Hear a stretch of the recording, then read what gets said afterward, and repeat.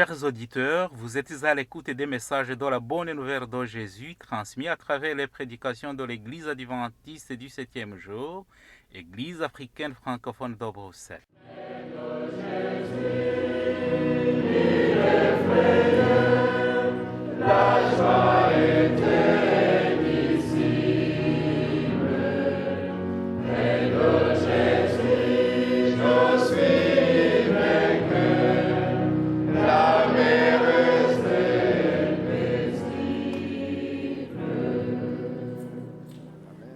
C'est ainsi qu'a commencé la bonne nouvelle de Jésus-Christ, le Fils de Dieu.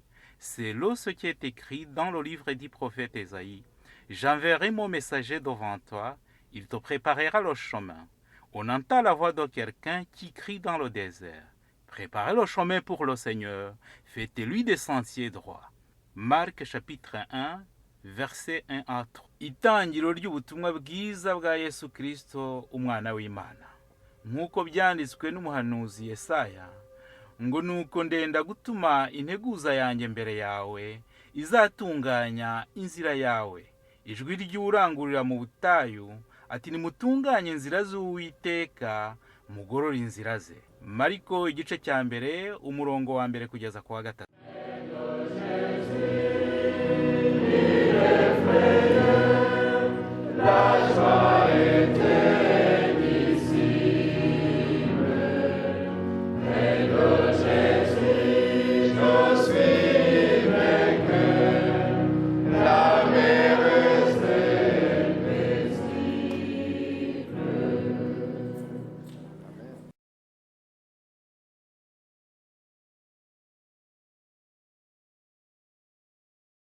Et nous allons prendre le texte de l'Apocalypse 5.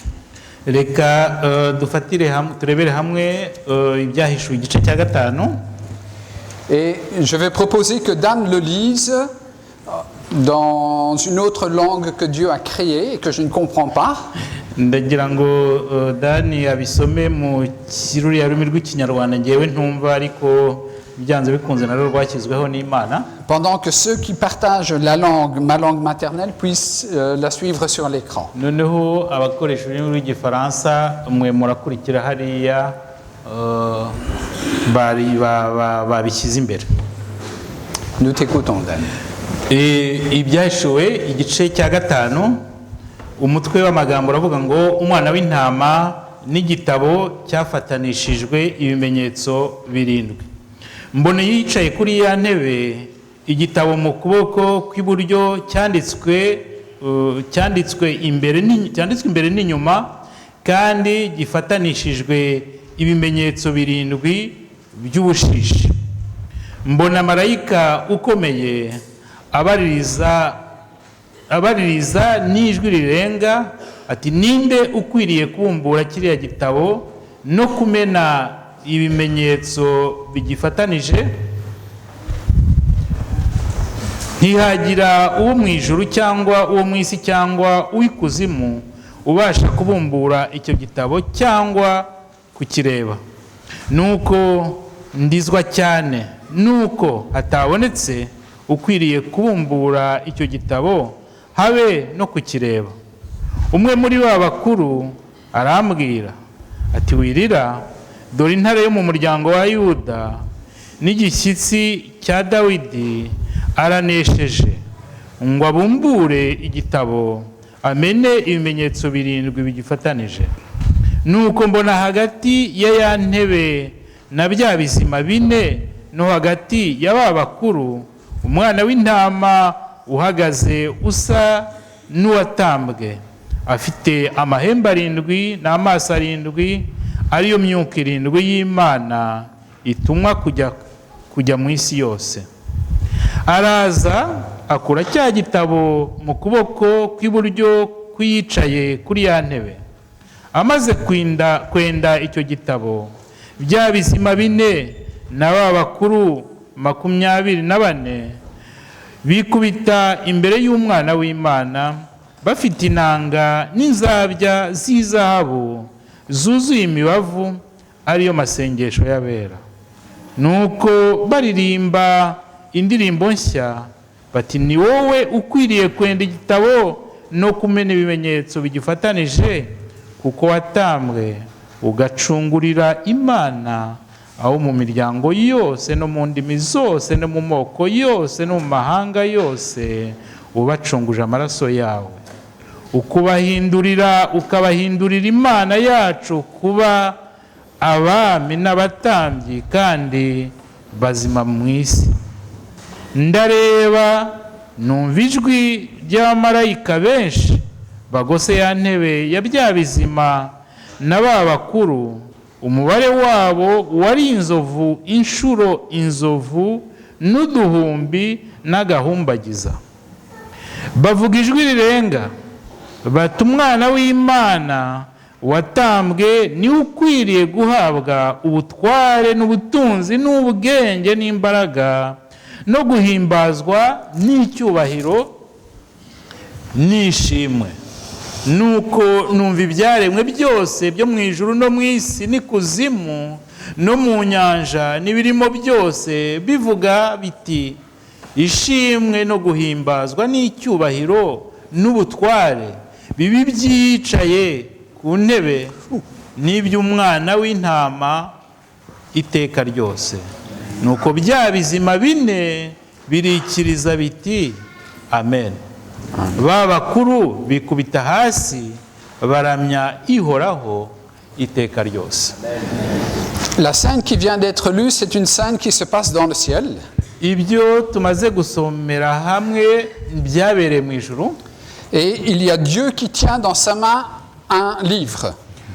Hari Imana yari ifashe mu ntoki zayo igitabo.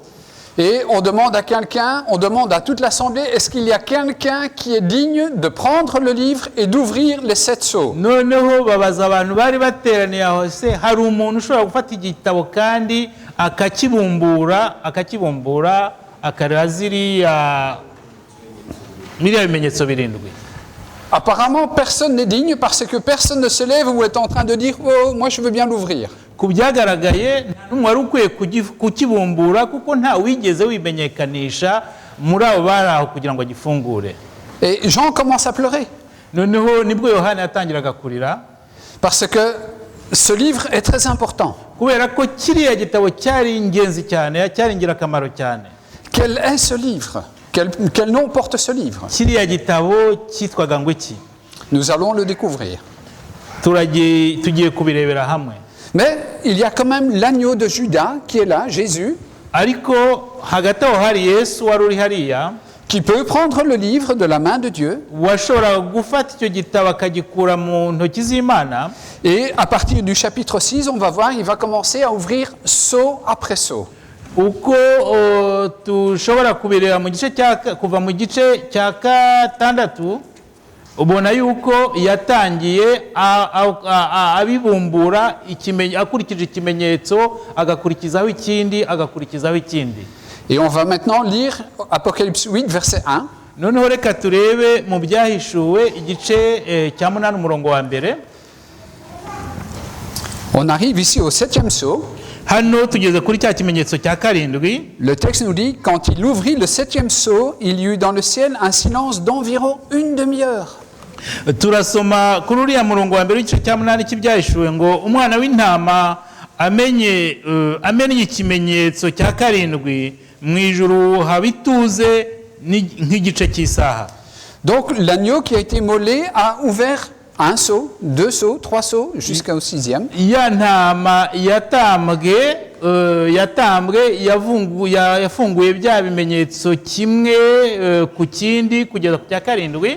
Et maintenant on arrive au 7e sceau. Igihe yarageze kuri kiriya kimenyetso cya karindwi, et on a tous les êtres célestes qui font silence. Noneho biriya biremwa byose byo mu ijuru byahise biceceka. Pourquoi? Kubera iki? Qu'est-ce qui se passe? Qu'est-ce qu'ils sont en train de regarder? Byari bigenze bite? Bari bumo bareba iki? Le livre était fermé. Quand on ouvre le 7e sceau, il est ouvert et on peut regarder ce qui est écrit dedans. Igihe nubwo icyo gitabo cyari gifunze, ariko igihe noneho bagifunguraga, noneho bageze bakagera kuri kiriya kimenyetso cya karindwi, igitabo cyari cyafunguwe ku buryo bashobora kubona ibirimo byose. Nous savons que les anges savent voler très vite. Voler. Tuzi yuko abamarayika baguruka kandi bihuta cyane mu kuguruka kwabo. Daniel n'a pas fini sa prière que Gabriel, qui est à côté de Dieu, est envoyé pour lui répondre. Donc il va très vite. Igihe Daniel yasengaga atari yarangiza, marayika Gabriel yahise aza amuzaniye igisubizo. Mais pour lire tout le contenu du livre, il leur faut une demi-heure. turabona ko kugira ngo basome cya gitabo cyose byafashe igice cy'isaha. Alors, quel est ce livre? Kiriya gitabo ni iki? Et est-ce que ce que je vous montre est le bon modèle de livre? Mbese ikindi kubereka kishushanyije neza cyangwa gisobanurije neza icyo gitabo. Alors, ce modèle de livre, c'est un modèle que l'on connaissait ici en Europe. Izi mpapuro ndi kubereka z'igitabo bisa n'igitabo dusanzwe tuzi hano muri bino bihugu byacu by'i Buraya. Quand quelqu'un d'important écrivait une lettre ou quoi que ce soit, il le roulait. Igihe mu gihe cya kera iyo umuntu yandikaga inyandiko y'ingenzi yamaraga kuyandika noneho agahina akazinga icyo gipapuro yanditseho cyangwa urupapuro yanditseho. Il faisait chauffer un peu de cire. Noneho agafata ubujeni akabutwika. Et après ça, il mettait son sceau, son cachet. Noneho yarangiza kugifatanya noneho kugifunga noneho agashyiraho ikimenyetso cye. Et après ça, il écrivait son nom ou quelque chose comme ça. Noneho nyuma akagira icyo yandikaho cyangwa akandikaho izina rye. Et dans ce cas-ci, il y a 7 personnes qui peuvent le faire. Hano rero mu mujyo tumaze kubona hari abantu 7 bashobora kubikora. Nous allons découvrir que ce modèle historique ne convient pas au modèle biblique. Tugiye kubona ko turabona yuko buriya buryo bwakoreshwaga bandika muri kiriya gihe butagize aho buhuriye n'ibyo tubona muri Bibiliya. Je vous propose un autre modèle qui est le modèle archéologique et qui convient au modèle biblique. Noneho ndagira ngo mbabwire uburyo bwavumbuwe bwakoreshwaga noneho ariko buhuje neza n'ibyo muri Bibiliya. Mais on va d'abord découvrir de quel livre s'agit-il. Turabanza tumenye kiriya gitabo icyo ari cyo. On réchauffe les doigts. Parce que nous allons voyager dans la Bible, donc il faut les réchauffer. Intoki zacu reka tuzikuremo tuzishyushye kugira ngo kuko turasoma amasomo menshi. Donc on va en Apocalypse 13 verset 8. Reka tujye mu byahishuwe 13 umurongo wa 8. Apocalypse 13 verset 8. Ibyahishuwe 13 ku murongo wa 8. Et tous les habitants de la terre l'adoreront, ceux dont le nom n'a pas été écrit dès la fondation du monde dans le livre de vie de l'agneau qui a été immolé. Turasoma ngo abari mu isi bose bazayiramya umuntu wese izina rye ritanditswe mu gitabo cy'ubugingo cy'umwana w'intama watambwe uhereye kuremwa kw'isi. Donc nous découvrons que le livre de l'agneau immolé a un nom, c'est le livre de vie. Tubonye ko kiriya gitabo cy'umwana w'intama wabambwe ari igitabo cy'ubugingo. Et alors il nous est parlé de qui a été écrit tous ceux dont le nom n'a pas été écrit dès la fondation du monde dans le livre de l'agneau. Turabona ko hari abataranditswe abadafite izina ryabo muri kiriya gitabo cy'ubugingo kuva isi yaremwa. Est-ce qu'il y a des personnes qui n'ont pas été écrites, dont le nom n'a pas été écrit dans le livre de vie? Mbese hari abantu badafite abantu izina ryabo ritanditse muri kiriya gitabo cy'ubugingo? Dieu le dit, oui. Imana irabivuga ivuga ko ari byo hari abantu izina ryabo ritanditse mu gitabo cy'ubugingo. Apocalypse 17 verset 8. Reka turebe Apocalypse 17 verset 8. Mu byahishuwe 17 umurongo wa 8. Apocalypse 17 verset 8. La bête que tu as vue était et elle n'est plus. Elle doit monter de l'abîme et aller à la perdition, et les habitants de la terre, ceux dont le nom n'a pas été écrit dès la fondation du monde dans le livre de vie s'étonneront en voyant la bête, etc. iyo nyamaswa ubonye yahozeho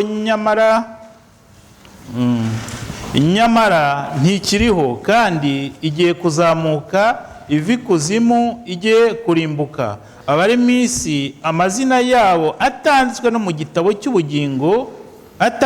gitabo cy'ubugingo uhereye kuremwa kw'isi bazatangara babonye iyo nyamaswa yahozeho ikaba itakiriho kandi ikazongera kubaho. Ce texte nous dit que Dieu, avant la fondation du monde, a écrit des noms dans un livre. Ibyo dusomye bitubwira yuko mbere yuko isi ibaho hari abantu amazina yabo yari yanditswe mu gitabo cy'ubugingo. Dieu est tout puissant. Imana ishobora byose. Dieu sait tout à l'avance. Kandi Imana izi byose mbere y'igihe. Dieu est amour. Kandi Imana ni urukundo. Et il veut nous sauver. Kandi ikaba ishaka kudukiza. Mais c'est aussi un gentleman. Ariko nanone ni Imana yiyubashye.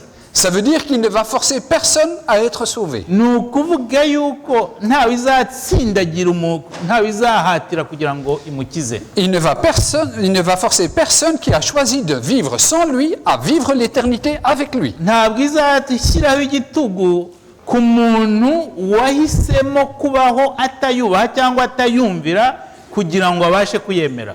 Et il le sait dès la fondation du monde, dès la création du monde, il le sait à l'avance. Kandi Imana ibizi mbere y'igihe cyose mbere yuko n'uwo muntu cyangwa n'isi ibaho.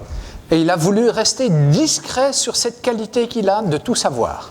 Ariko icyo bintu Imana yabigize ibanga ibigira ibanga. Il a écrit ça dans un livre qu'il a scellé. Noneho ikaba yarabyanditse mu gitabo yafatanyishije ubujeni. Donc, avant que l'agneau ait ouvert le 7e sceau, personne d'autre n'est au courant.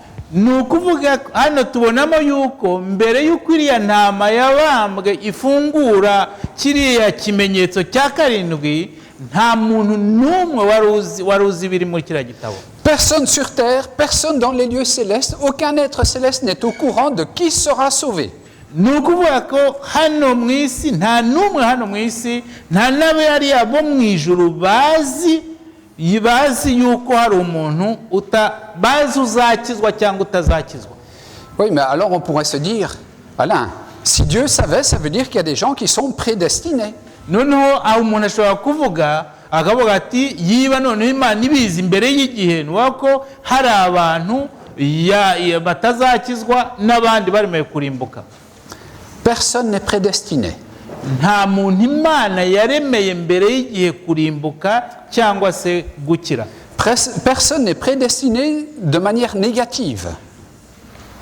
Bose yabaremeye kuzakira ariko nta muntu Imana yaremeyeho mbere y'igihe kugira ngo azarimbuke. Comme Adam et Ève, nous avons été créés pour vivre l'éternité avec Dieu. Nk'uko byari bimeze kuri Adamu na Eva, Imana natwe yaturemye kugira ngo tuzabeho igihe cyose. Après la faute de nos grands-parents, ariko igihe abakurambere bacu bari bamaze gukora icyaha, faute que nous répétons à notre façon dans notre vie, icyo cyaha twita cyangwa se tukakivuga mu buryo bwacu twiboneye dukurikije ubuzima tubamo, nous constatons qu'aucun de nous n'a le droit de revenir dans le royaume de Dieu. Tubona yuko nta n'umwe muri twebwe ufite uburenganzira bwo kugaruka mu bwami bw'Imana. Mais Dieu a quand même créé une possibilité au travers de son fils Jésus-Christ. Ariko nubwo byari bimeze gutyo kubera icyo cyaha, Imana yashyizeho uburyo binyujijwe muri Yesu Kristo kugira ngo tubashe kuzagaruka cyangwa kuzabona buriya bwami, kuzongera kubona buriya bwami bw'Imana. Il a créé un chemin, une vérité pour arriver à la vie.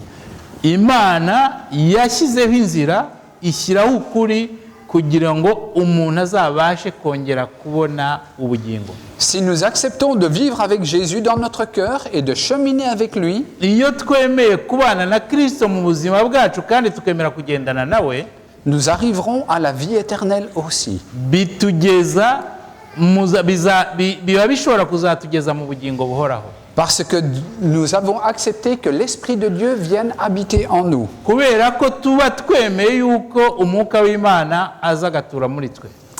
Être rempli du Saint-Esprit. Kuzuzwa umwuka wera. C'est le sujet de ce qui sera présenté la semaine prochaine. Ibi ni ikiganiro cyangwa n'inyigisho izaba ku isabato itaha. Est-ce qu'il n'y a que dans le Nouveau Testament qu'on parle du livre de vie? Mbese ni mu isezerano rishya gusa tusangamo bavuga iby'igitabo cy'ubugingo? Est-ce que nous connaissons des personnes qui pouvaient parler avec Dieu et qui disaient « si tu fais pas ça »,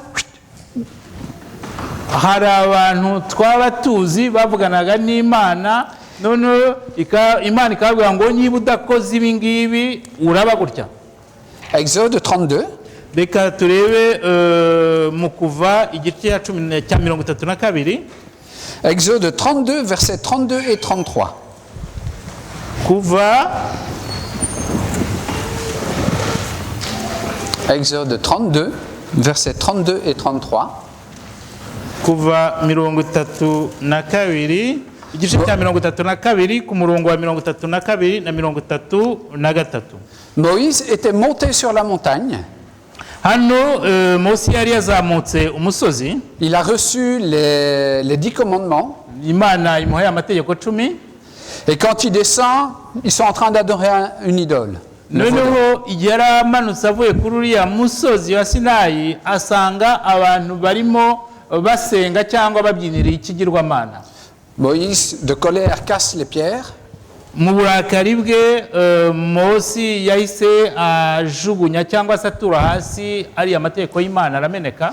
Et puis il va remonter sur la montagne. Ahita asubira kuri uriya musozi. Il va intercéder pour le peuple de Dieu. Ajya gusengera gutakambira buriya bwoko bw'Imana. Et c'est ce que nous lisons maintenant. Nibyo tusoma. Je vais lire à partir du verset 31. Reka dusome duhereye kuri uriya murongo wa 31 w'igice cyo kuva. Moïse retourna vers l'Éternel et dit: Ah, ce peuple a commis un grand péché, ils se sont fait un dieu d'or. Asubira aho Uwiteka ari aramubwira ati nyamuneka nyumvira ubwo bwoko bwakoze icyaha gikomeye koko bwiremeye imana z'izahabu. Pardonne maintenant leurs péchés, sinon efface-moi de ton livre que tu as écrit. Ariko wakemera kubabarira icyaha cyabo ibyaba byiza L'Éternel dit à Moïse. Ibyaba byiza ariko nutanyemera umpanagure unkure mu gitabo cyawe wanditse. L'Éternel dit à Moïse: c'est celui qui a péché contre moi que j'effacerai de mon livre. Uwiteka abwira Mose ati nuncumuraho wese niwe nzahanagura mukure mu gitabo cyanjye. Ce type de livre ne permet de l'ouvrir qu'à la fin des temps. Kiriya gitabo kizafungurwa mu iherezo ry'ibihe.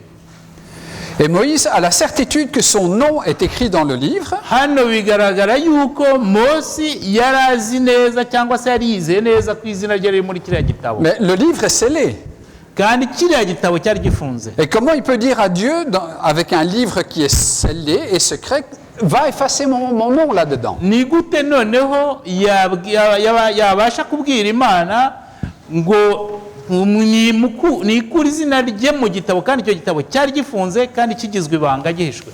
L'archéologie nous a montré un autre type de livre qui était aussi rond et roulé. Ubushakashatsi ku bintu by'ibikoresho byabayeho kera byerekanye ikindi gitabo cyakoreshwaga icyo gihe.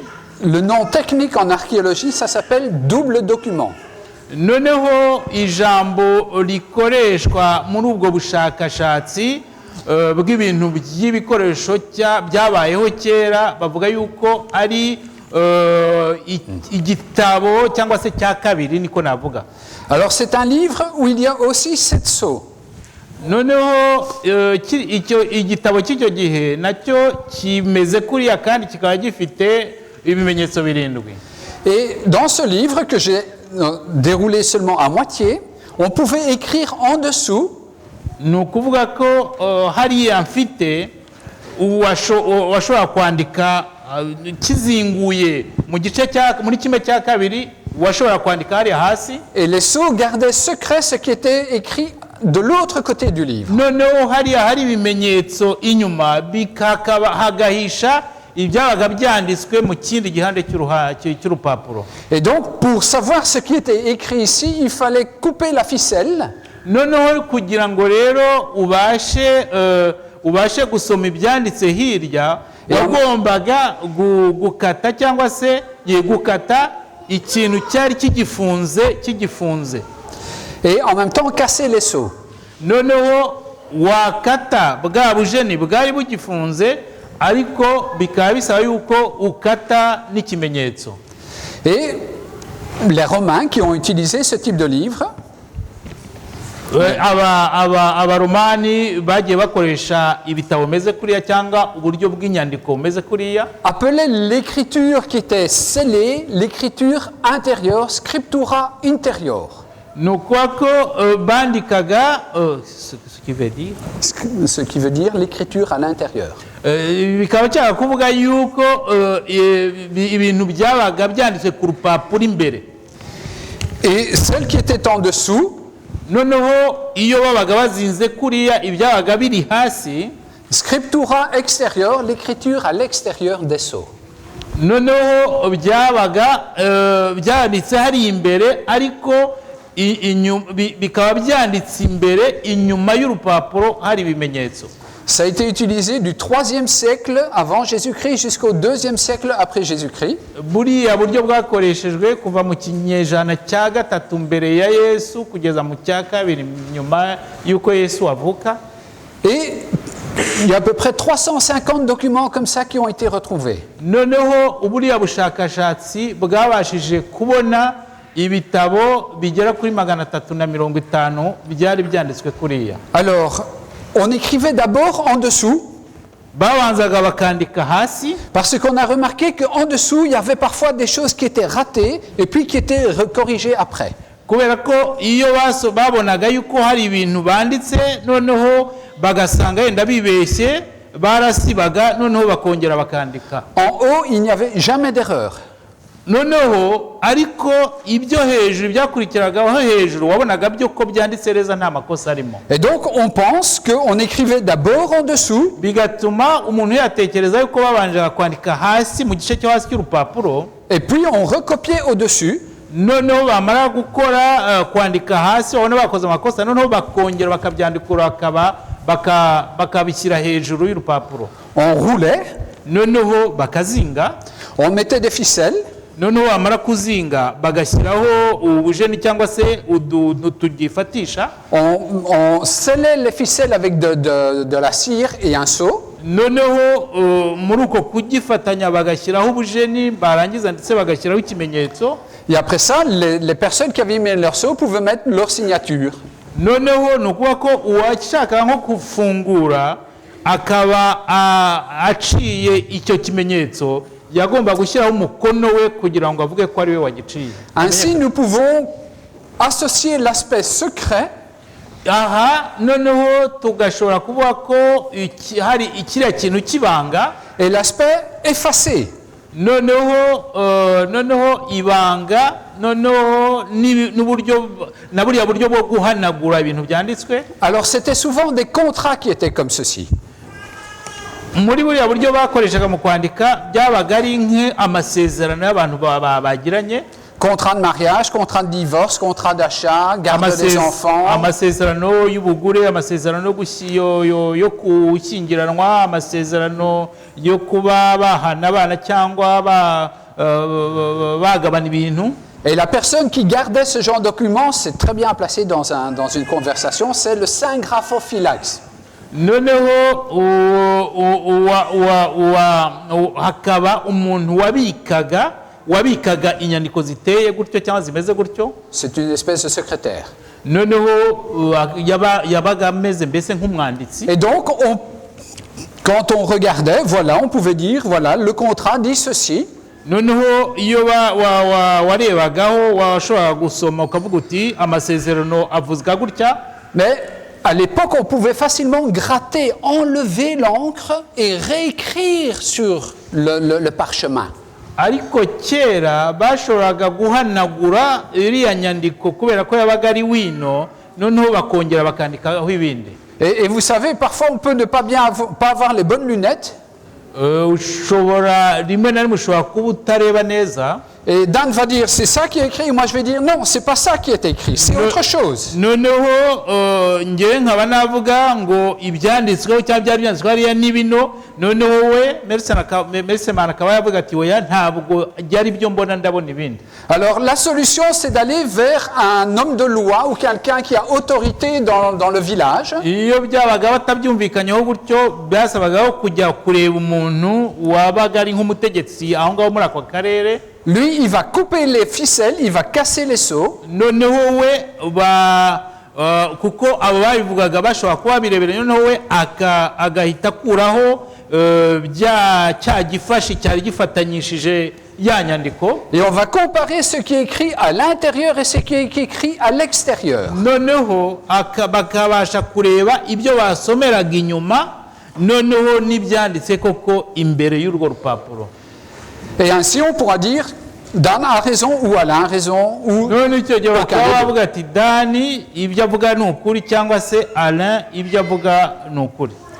Revenons à notre livre de vie. Noneho reka tugaruke kuri cya gitabo cyacu cy'ubugingo. Il ne peut être ouvert que à partir du moment où le 7e sceau est ouvert. Nuguha ko batashoboraga kugifungura batabanje kitashobora gufungura batabanje cyangwa batageze kuri cya kimenyetso cya karindwi. Et quand l'agneau ouvre le 7e sceau, il y a une demi-heure de silence. Noneho igihe umwana w'intama yarafunguye cya kimenyetso cya karindwi, habayeho igice cy'isaha abantu bacecetse. Tous les êtres célestes vont pouvoir comparer ce que Dieu a écrit avant la fondation du monde et ce que vous avez écrit ici.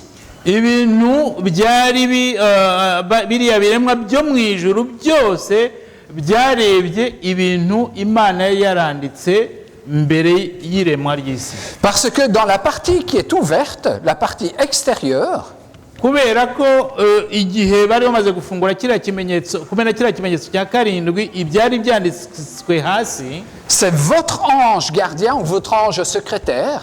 Ni ukuvuga ko biriya byari byanditswe hagana hasi, ni umumarayika murinzi wabaga yarabyanditse, qui à votre naissance va écrire votre nom. Noneho umuntu yabavutse akandika izina rye, et il va écrire tout ce que vous faites de bien. Noneho akagenda yandika ibyiza uwo muntu yakoze, tous les pas à gauche, tous les pas à droite. Aho wanyuze hose, aho wagiye.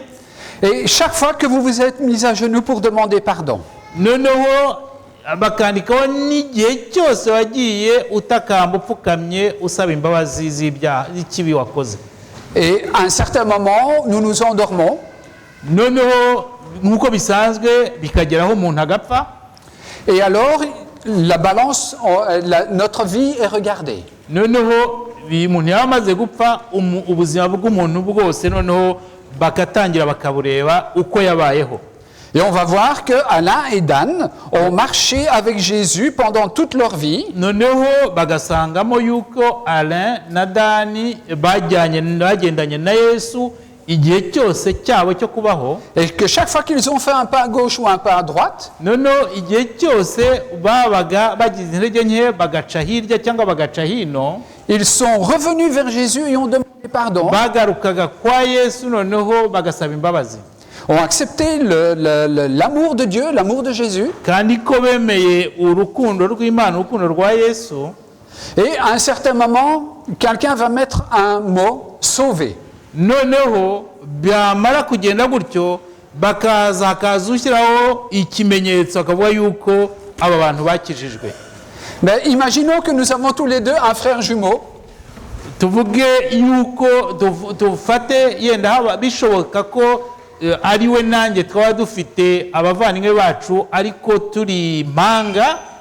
Et que nos frères jumeaux n'ont pas voulu marcher avec Jésus. Noneho impanga, abavandimwe bacu b'impanga bakaba bo batarabashatse kugendana na Yesu. À leur naissance, leur nom est aussi écrit dans le livre de vie. Nabo igihe bavukaga izina ryabo ryari ryanditse mu gitabo cy'ubugingo. Peut-être qu'ils ont marché un petit peu avec Jésus. Noneho bikagera yenda mu gihe gito bakagendana na Yesu. Ils ont fait des pas à gauche et des pas à droite, comme nous. Bagasitara cyangwa se bakagwa nkatwe. Mais il n'est pas marqué pardonné. Noneho ku kimenyetso cyagiye ku mazina yabo bakaba byanditseho ko bababariwe, bakaba ko byanditse ko batababariwe cyangwa se ntibibe byanditswe ko bababariwe. Donc on ne peut pas marquer sauvé non plus. Yiba byanditswe ko batababariwe nta nubwo bashobora kwandikwaho ko bakijijwe. Et le nom de nos frères jumeaux est enlevé du livre de vie. Noneho kuko mu ntangiriro amazina yabo yari yanditswe mu gitabo cy'ubugingo, noneho icyo gihe ntabwo amazina yabo azahanagurwa kuko hatabayeho, barababariwe kandi barakijijwe. Et transféré dans ce que la Bible appelle les livres. Noneho amazina yabo ahubwo aho kugira ngo abe muri cya gitabo cy'ubugingo, ahubwo agahita yimurirwa hamwe mu bindi bitabo. Et les Noahites appellent ça le livre de mort. Noneho uriya muja w'Imana Ellen White bavuga ko ibyo bitabo babyita ibitabo by'urupfu. Peut-être que nos frères jumeaux ont fait moins de pas à gauche ou à droite que Dan et moi. Bishoboka yuko ndetse bari abavandimwe bacu dusa b'impanga, byashobora ko bashobora no kuba barakoze cyangwa baraguye inshuro nkeya ukurikije twebwe izo twaguye. Mais ce n'est pas une question de quantité, ariko ntabwo ari ikibazo cyo kugwa kenshi cyangwa cyo kugwa gake, ni de la grandeur des actes accomplis, cyangwa se kuba umuntu yarakoze ibintu bibi byinshi cyangwa ibibi byinshi cyangwa se ibibi bike. C'est la question de remettre tout à Dieu. Ahubwo ikibazo hano nuko ibyo umuntu yakoze byose abiza akabitura Imana, noneho agasaba imbabazi. Lui, il va vous montrer comment tout remettre à Dieu dans votre vie par le Saint-Esprit. Kandi noneho Imana ikerekana uburyo umuntu agarukira Imana kandi akayoborwa n'Umwuka Wera. Tous les aspects de votre vie. Noneho ikerekana ingingo cyangwa intambwe zose zo mu buzima bwacu.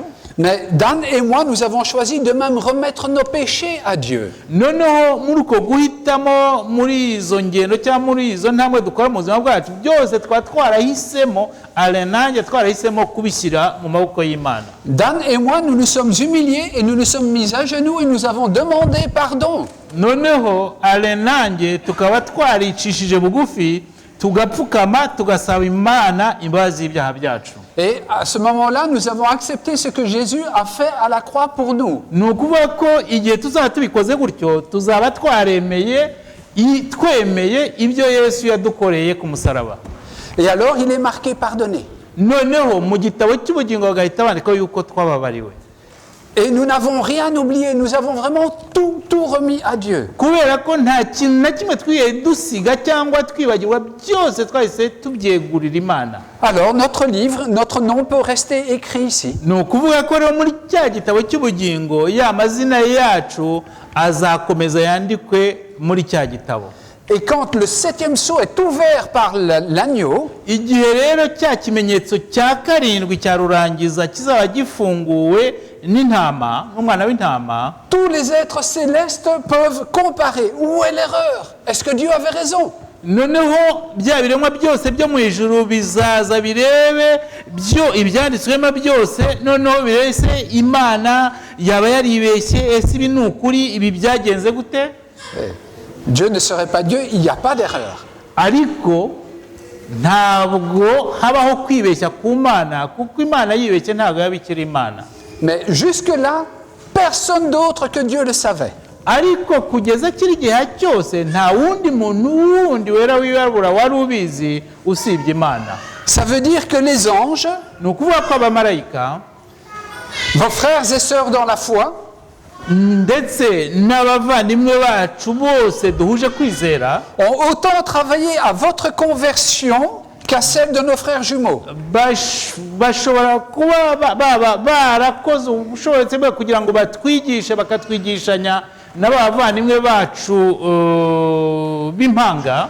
Mais Dan et moi, nous avons accepté de marcher dans le pas de Jésus. Noneho ale nanjye tukaba twebwe twarumvise izo nyigisho no tugahitamo kugendana na Yesu, Ce qui fait que nos noms peuvent rester écrits.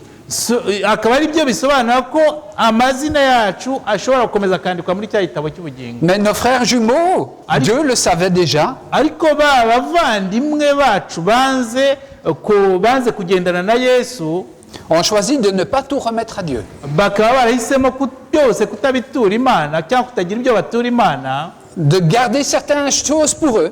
noneho bimwe bakayibiha ibindi bakabigumana bakabigundira.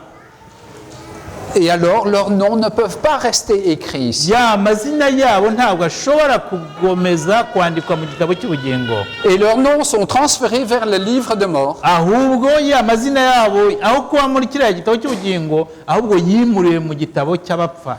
On va continuer à voir dans la Bible pour voir si j'ai quand même raison. Reka dukomeze dusome muri biriya turebe yuko ibyo twari turi kuvuga ari byo. Psaume 69. Turebe muri Zaburi 69.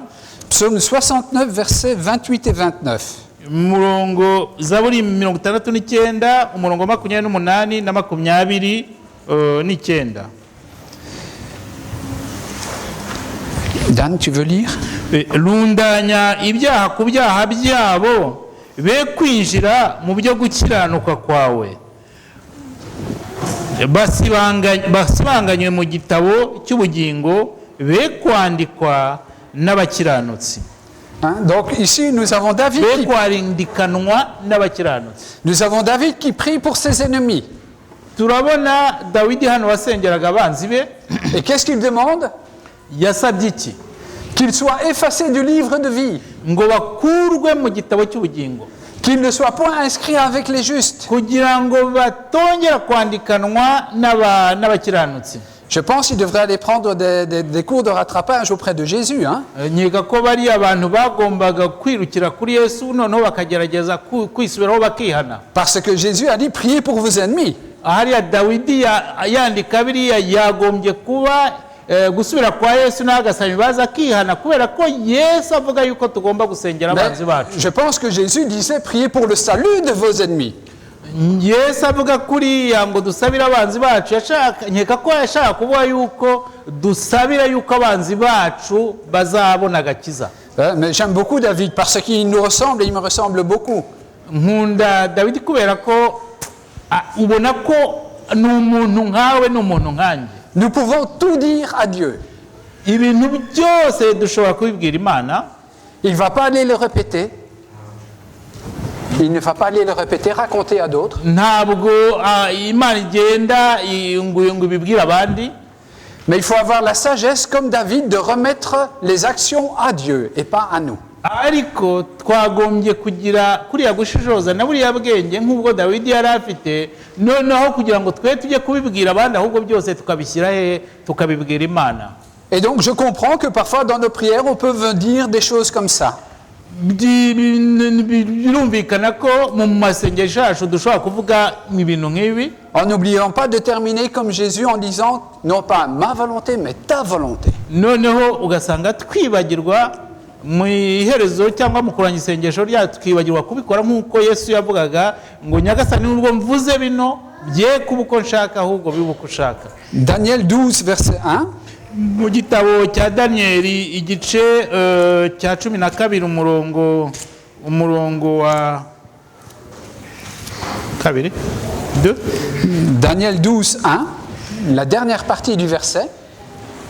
Daniyeli igice cya 12 umurongo. C'est un temps futur pour nous.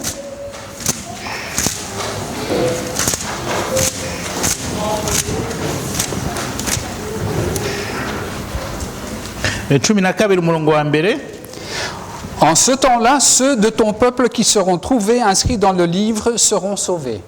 Mu gice bavuga ngo muri icyo gihe Mikayeli wa mutware ukomeye ujya uhagarikira abantu bawe azahaguruka, hazaba ari igihe cy'umubabaro utigeze kubaho uhereye igihe amahanga yabereyeho ukageza ku icyo gihe. Noneho igice cya nyuma cy'uriya murongo nuko icyo gihe abantu bawe bazaba banditswe mu gitabo bazarokorwa. Ça, c'est un temps futur, c'est le grand de la grande tribulation. Hariya ni mu gihe kizaza, igihe kizaheruka muri bya bihe bikomeye. Et ici, il est certainement parlé des 144 000 et les autres. Hariya nigeze kuvuga ibihumbi 144 n'abandi. On va maintenant vers le Nouveau Testament. Noneho reka tujye mu isezerano rishya. Philippiens 4, verset 3. Mu ba Filipe igice cya 4. Philippiens 4, verset 3. Et j'aimerais pouvoir être comme Paul, pouvoir dire cela de chacun d'entre vous. 4 umurongo wa 3. Nakishimira kuba nka Paulo.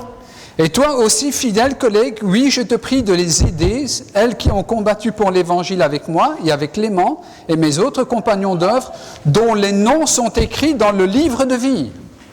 Turasoma mu Bafilipi igice cya 4 umurongo wa 3 ngo kandi nawe uwo dufatanyije uwo murimo by'ukuri ndakwinginze ujye ufasha abo bagore kuko bakoranaga nanjye kuba bakamfasha kurwanira ubutumwa bwiza nabo bo na Kirimenti n'abandi bafatanyaga nanjye amazina yabo yanditswe mu gitabo cy'ubugingo. J'aimerais avoir le numéro rouge de Dieu pour pouvoir avoir une connexion directe avec lui. Nakishimira kugira inimero y'Imana itaziguye kugira ngo njye mvugana nayo buri gihe. Et pouvoir savoir avec certitude de lui, vos noms sont écrits dans le livre de vie. Noneho kugira ngo menye ndashidikanya abamazina yabo yanditswe mu gitabo cy'ubugingo. J'ai pas le numéro rouge. Ariko nge iyo nimero sinyifite. Et Dieu attend seulement l'ouverture du 7e sceau pour nous le révéler. Donc il faut attendre. Imana ikabitegereje kiriya gihe kiriya kimenyetso cya karindwi kizaba gifunguwe kugira ngo tubonemo amazina yose ari mu gitabo cy'ubugingo. Mais la façon dont nous vivons notre foi peut déjà être une bonne indication. Ariko uburyo tubaho mu buzima bwacu bushobora kwerekana yuko amazina yacu ashobora kuba ari muri kiriya gitabo cy'ubugingo. Apocalypse 3 verset 5. Mu byahishuwe igice cya 3 umurongo wa 5.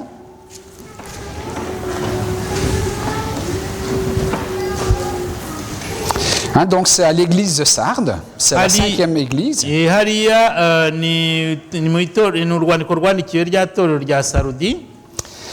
Celui qui vaincra sera revêtu ainsi de vêtements blancs. Je n'effacerai point son nom du livre de vie et je confesserai son nom devant mon Père et devant ses anges. Unesha ni uzambikwa imyenda yera kandi sinzamuhanagura izina rye na hato mu gitabo cy'ubugingo, ahubwo nzaturira izina rye imbere ya Data n'imbere y'abamarayika be. Dan et Alain sont auprès de Jésus.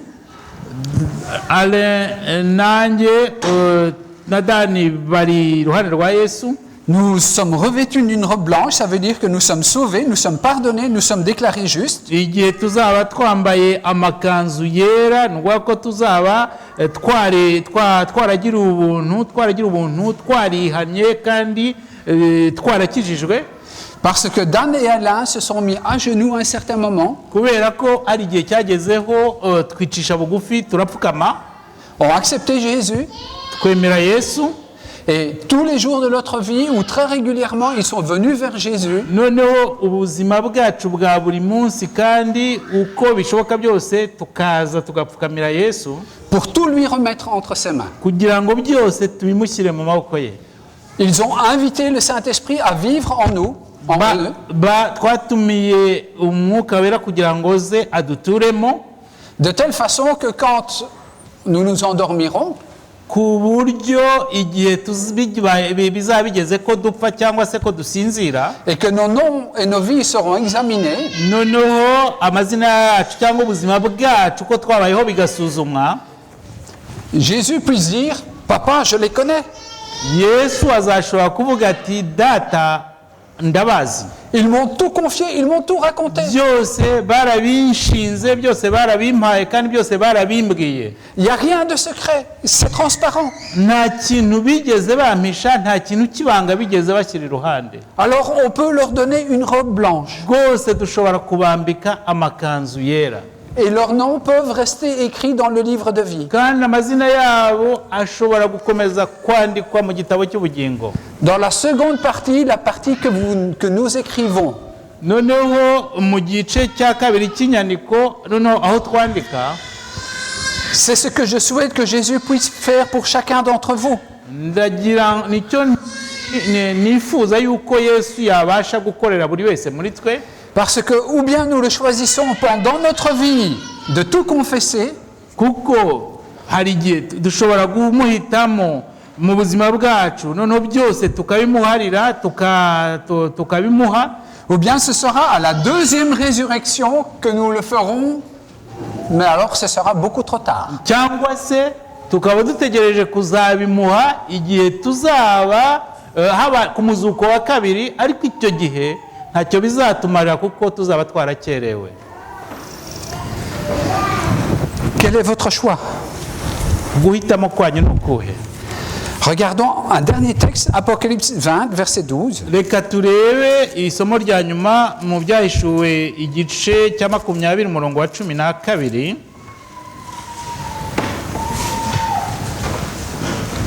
Apocalypse 20, versets 12 et 15. Noneho ibyahishuwe 20 umurongo wa 12 n'uwa 15. Et je vis les morts, les grands et les petits, qui se tenaient devant le trône. Des livres furent ouverts, et un autre livre fut ouvert, celui qui est le livre de vie. Et les morts furent jugés selon leurs œuvres, d'après ce qui était écrit dans ces livres. Verset 15. Quiconque ne fut pas trouvé écrit dans le livre de vie fut jeté dans l'étang de feu. Hano ku murongo wa 12 w'ibyahishuwe 20 turasoma ngo, mbona abapfuye, abakomeye n'aboroheje bahagaze imbere y'iyo ntebe, nuko ibitabo biraramburwa, kandi n'ikindi gitabo kirabumburwa, ari cyo gitabo cy'ubugingo. Abapfuye bacirwa imanza z'ibyanditswe muri ibyo bitabo zikwiriye ibyo bakoze. Umurongo wa 15, kandi umuntu wese utarabonetse ko yanditse muri cya gitabo cy'ubugingo ajugunywa muri iyo nyanja yaka umuriro. Cela demande un peu de courage et beaucoup d'humilité. Ibi bisaba ubutwari bwinshi no kwicisha bugufi bihagije. De reconnaître ses erreurs. Umuntu akamenya cyangwa akemera amakosa ye. Et parfois d'aller demander à d'autres pardon pour le mal que nous leur avons fait. Byaba ngombwa tukasanga bagenzi bacu twakoreye ibyaha cyangwa twacumuyeho tukabasaba imbabazi. Et on peut être mal à l'aise et avoir chaud.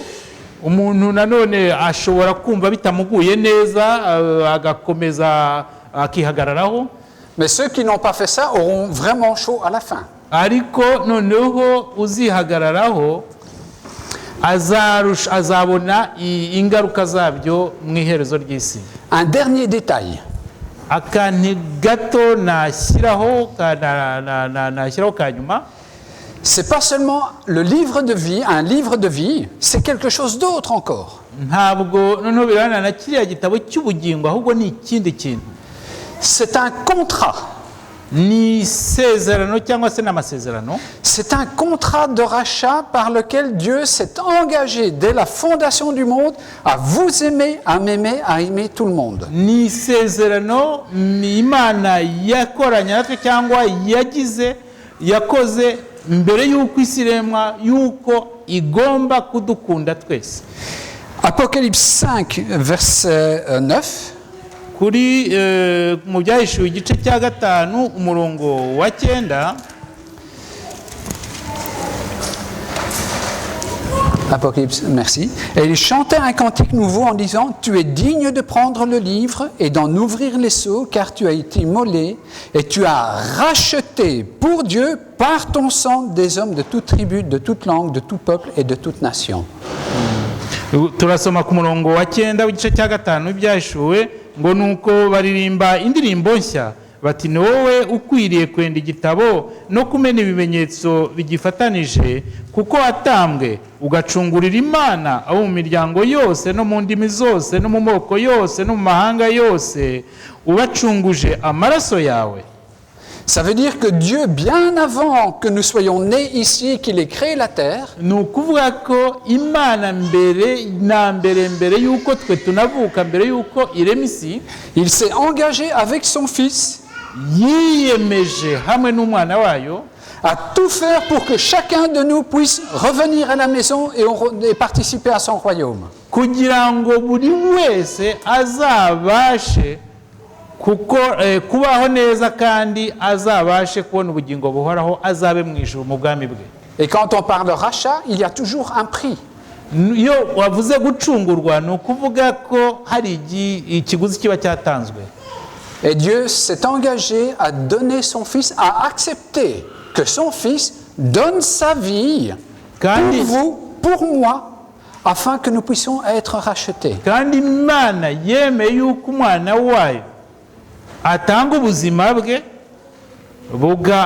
akabunyagwa kugira ngo adupfire, mpfira n'abandi, noneho tuzabashe kubona ubugingo buhoraho. Alors, je ne sais pas quel est le sceau de chacun ici. De qui est le sceau? Sinzi ikimenyetso cya buri wese muri twe. Mais il y a certainement le sceau de Dieu. Byanze bikunze hari muri biriya bimenyetso hari ikimenyetso cy'Imana. Celui du Saint-Esprit. Hari icy'Umwuka Wera. Celui de Jésus. Hari icya Yesu Kristo. Et j'imagine, mais c'est de l'imagination, pardonnez-moi, ndatekereza ariko nibyo nibwira mumbabarire, que Jésus, quand il a écrit son nom à côté de son sceau, igihe Yesu yaba yaranditse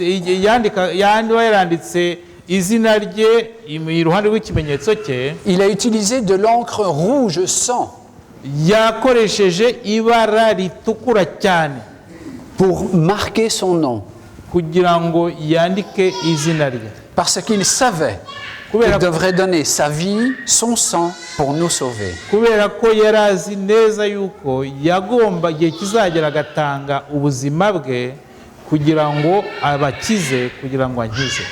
Et malgré cela, noneho nubwo yakoze ibyo ngibyo, il s'est engagé afin que nous puissions participer à nouveau à la vie éternelle. nanone yongeyeho kugira ngo akore ibishoboka byose tuzabona ubugingo buhoraho. Alors, n'avons pas un Père aimant? Mbese ntabwo mubona yuko dufite Imana cyangwa umubyeyi udukunda, qui a donné tout ce qui était de plus cher, de plus précieux, yatanze ikintu gihenze cyane yari ifite cyangwa cy'agaciro kenshi yari ifite.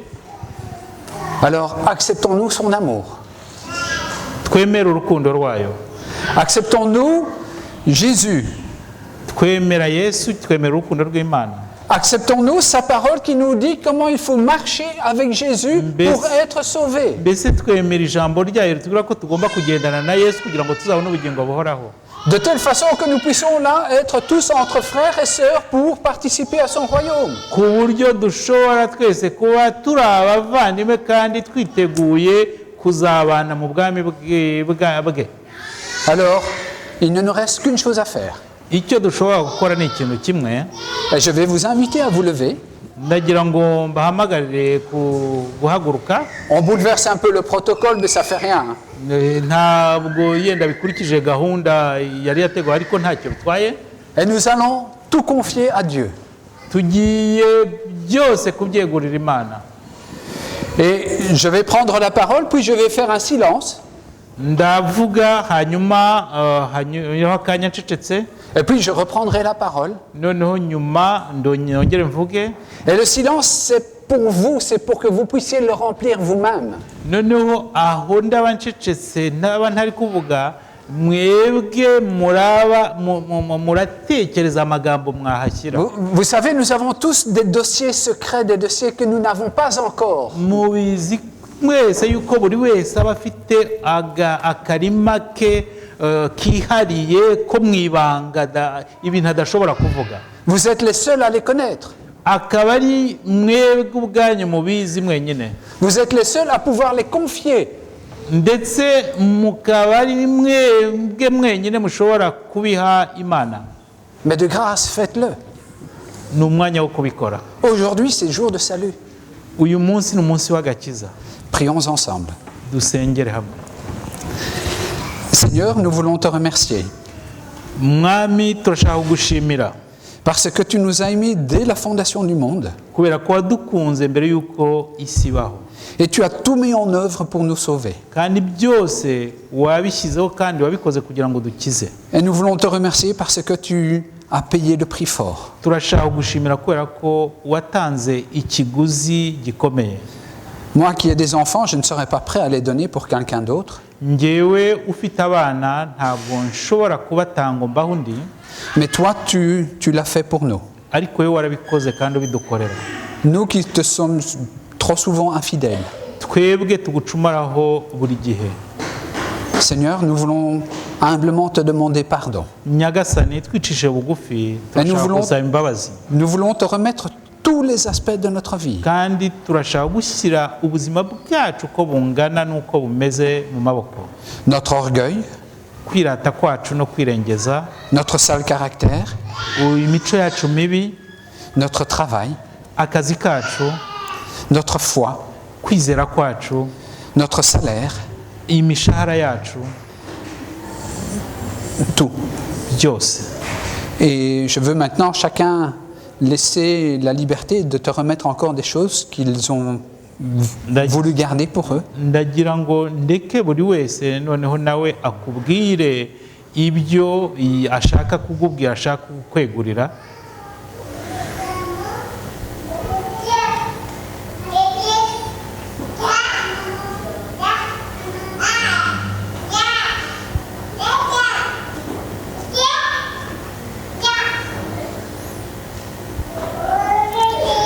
Seigneur, nous voulons aussi inviter ton Saint-Esprit Nyagasani, kandi turashaka kutumira umwuka wawe wera à venir habiter dans nos cœurs. kugira ngo aze ature mu mutima wacu, Parce que c'est le seul qui puisse réellement nous changer kuko ari we wenyine ushobora kuduhindura, et nous rappeler à venir jour après jour à genoux à la croix kandi akatwibutsa kuza buri munsi dupfukamye imbere y'umusaraba, afin que nous puissions regarder à toi, kugira ngo tubashe kuguhanga amaso, tout te remettre, tout te donner, tukaguha byose, et qu'il puisse nous aider à ne pas recommencer. kandi kugira ngo adufashe kugira ngo tudasubira inyuma tugasubira mu byo twaretse, Qu'il puisse nous imprégner de ta présence et de ton amour, kugira ngo atwuzuze urukundo rwawe no kuba uri muri twebwe, afin que, comme Jésus l'a dit, nous puissions devenir parfaits kugira ngo tubashe gutungana nk'uko Yesu yabivuze, et que nous puissions avoir de l'amour pour toi et pour notre prochain. kandi